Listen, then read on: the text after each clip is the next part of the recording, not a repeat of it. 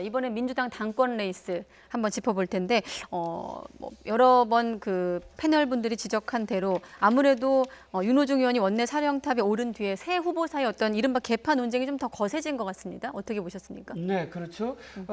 일단 굉장히 뜨거워졌어요. 보니까 그 윤호중, 박원주 그 원내대표 선거보다 지금 표현하는 거나 또 공격적인 어떤 그런 상황에서 네. 새 후보의 어떤 그 이 표현이라든지 이런 것들이 굉장히 수위가 높아졌어요. 어떤 당권 그 경쟁보다도 지금 주목이 되고 있습니다. 그만큼 새 후보가 좀 성향이 달라요. 어떤 의미에서는 그 안에 뭐 개파라고 표현한 건 너무 거창하긴 하지만 네. 각각의 어떤 지나온 어떤 과정이라든지 각각의 또 이렇게 지지하는 층들이 다르기 때문에 보면 이제 개파 운운을 하지만 사실 뭐 친문 비문 뭐 개파 이런 이야기가 나오게 된 건 저는 굉장히 눈길을 끕니다. 왜냐하면 작년 아까 지난번 이해찬 대표가 했던 당권 선거에서도 개파 얘기는 없었거든요. 예. 처음으로 이 지금 민주당이 조금 뭐랄까요 서로 좀 이렇게 그 논쟁이 벌이면서 좀 뜨거운 어떤 좀 솔직해진 상황으로. 거라고 볼 수 있을까요? 저는 당연히 지금은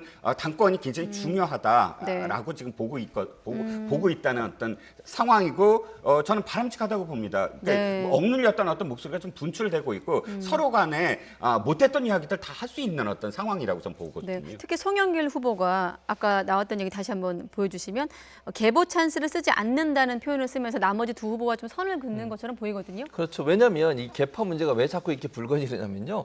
원내대표 선거 때문에 그래요. 원내대표 선거의 결과를 보면 물론 뭐 저는 친문 비문이 그렇게 명확하게 갈라진다고 보지 않아요. 색채가 좀 짙고 얕고는 얘기할 수 있지만 네. 그런데 어쨌든 친문 지정에 가까운 분이 이제 원내대표가 됐어요.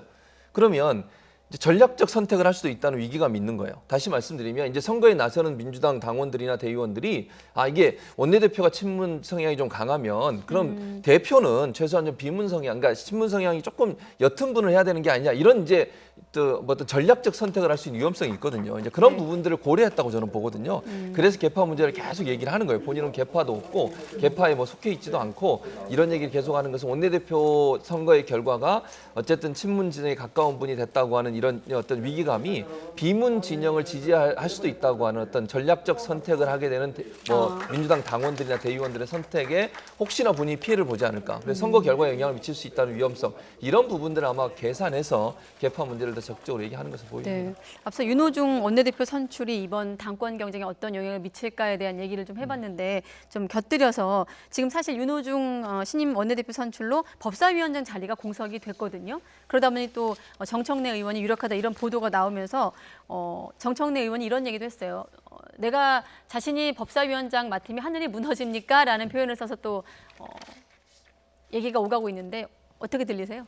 일단 정청래 의원이 지금까지 뭐 어떤 그 정치 행보를 보였느냐가 조금 정청래 의원 스스로 지금 우려하고 있는 게 아니냐. 왜냐하면 정청래 의원이 그간 사실 뭐 많은 어떤 부분에서 굉장히 좀 가벼운 그런 표현으로 상대 당이나 상대 당의 대통령이나 상대 당 당대표나를 저격하는 그런 입장이었거든요. 네. 그래서 막말 논란도 꽤 있었어요. 박근혜 대통령 시절에 박근혜 대통령 지칭하면서 꼬꼬대기다 뭐 이런 표현을 해서 여성 비하의 발언이다라고 비판을 받은 적도 있고 이명박 대통령 시절에는 명박 박명이다 해서 아무리 싫어하는 상대당 대통령이지만 박명 목숨을 갖고 이야기할 수는 없지 않느냐 뭐 이런 식의 어떤 비판들이 계속 이어지면서 적을 좀 많이 양산을 했거든요.